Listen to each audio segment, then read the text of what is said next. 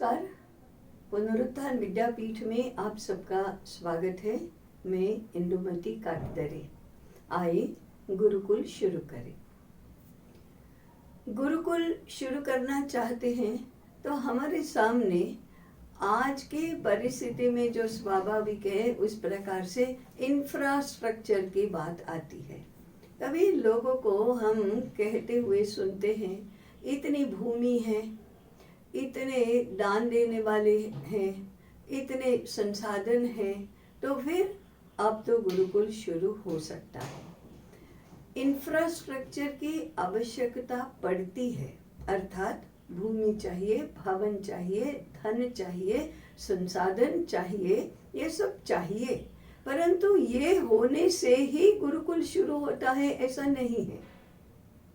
इसकी व्यवस्था हम कैसे करेंगे इसका विचार अवश्य करना चाहिए, परंतु इतने मात्र से गुरुकुल शुरू नहीं होता, इस विषय में हमारा निश्चय होना चाहिए।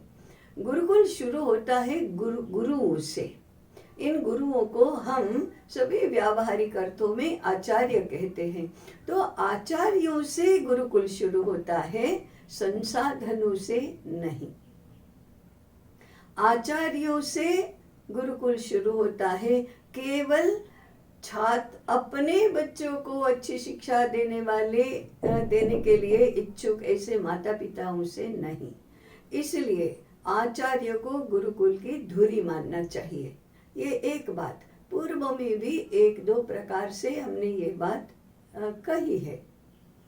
अब इन आचार्यों को पहले प्राथमिक शिक्षा का नहीं परंतु उच्च शिक्षा का विचार करना चाहिए।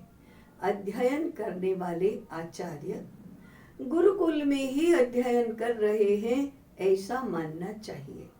इसलिए गुरुकुल शुरू करना है, व्यापक पैमाने पर शुरू करना है, अच्छे से दीर्घ काल तक चलाना है, तो पहले ये गुरुकुल आचार्यों के लिए होना चाहिए, आचार्य निर्माण के लिए होना चाहिए। जिस किसी को भी भारतीय शिक्षा देने के लिए गुरुकुल शुरू करने की इच्छा है, वे स्वयं अपने लिए गुरुकुल बनाए।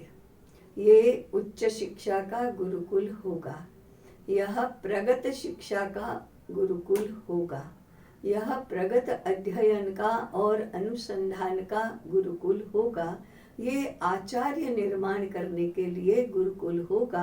अतः भावी आचार्य इस गुरुकुल में छात्र होंगे। अब ये कैसे कैसे लोग हो सकते हैं जो अपने आप को आचार्य के रूप में परिवर्तित करना चाहते हैं? ऐसे सभी प्रबुद्ध जन इसमें छात्र के रूप में प्रवेश प्राप्त कर सकते हैं। आज गुरुकुल को यदि अर्थनिरपेक्ष बनाना है तो किन लोगों की ओर ध्यान देना चाहिए?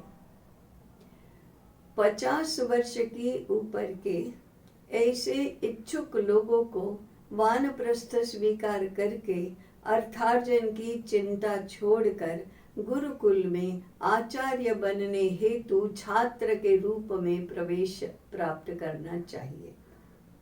ऐसी गृहिणियां जो शिक्षित हैं, जिन्हें अर्थार्जन की चिंता नहीं है और अध्ययन में अपना समय दे सकती हैं, ऐसी गृहिणियों को इस गुरुकुल में आचार्य बनने हेतु इच्छुक छात्र के रूप में प्रवेश प्राप्त करना चाहिए।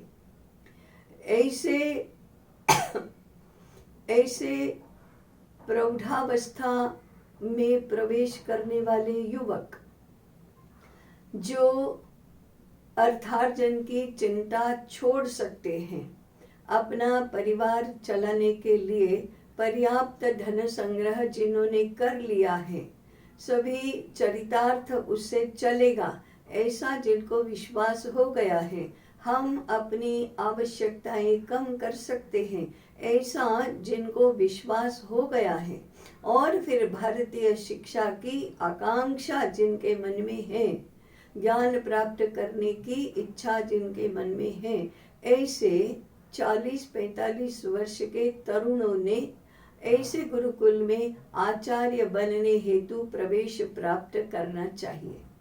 ऐसे आज 3 प्रकार के लोग इसमें प्रवेश प्राप्त कर सकते हैं, ऐसा सूझता है। और भी प्रकार के लोग इसमें हो सकते हैं।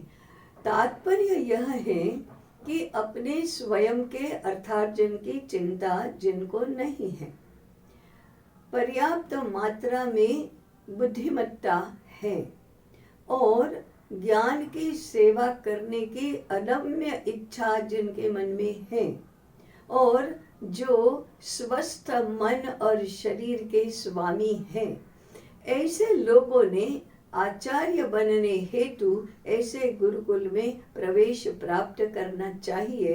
यह छात्र आचार्य गुरुकुल होगा। ऐसे गुरुकुल ही प्रारंभ में शुरू होने चाहिए, जिसमें और गुरुकुल शुरू करने के लिए समर्थ ऐसे आचार्य तैयार होंगे। यहाँ से गुरुकुल का प्रारंभ होगा। आइए ऐसे गुरुकुल शुरू करें, आइए ऐसे गुरुकुल में प्रवेश प्राप्त करने की इच्छा रखें, सिद्धता रखें, सामर्थ्य संपादन करें। अभी इतना ही। आप लोगों में से भी जो जो लोग इस प्रकार के आचार्य बनने के इच्छुक हैं, उन सबको गुरुकुल में प्रवेश लेने हेतु और गुरुकुल चलाने हेतु, शुरू करने हेतु निमंत्रण है। अभी इतना ही। पुनः मिलेंगे। नमस्कार।